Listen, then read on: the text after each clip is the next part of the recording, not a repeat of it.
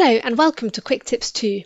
Today I'm going to show you how to stop your Android 15 phone from using a randomized MAC address when connecting to a Wi-Fi network. MAC randomization is enabled by default to improve privacy in shared networks. However, in some cases you may need to disable it. For example, parental controls on Wi-Fi access points often require MAC addresses for whitelisting and blacklisting. To disable it, follow these steps. Go to Settings, tap on Network and Internet. Now tap on Internet. Next, tap on the settings icon next to the Wi-Fi network you are connected to. In my case, it's truespeed. Tap on Privacy. Now select Use Device MAC instead of Randomized MAC. Please note that using a randomized MAC address is always recommended on public Wi-Fi networks, such as in coffee shops.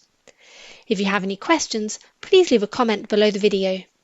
With Quick Tips 2, knowledge has no limits.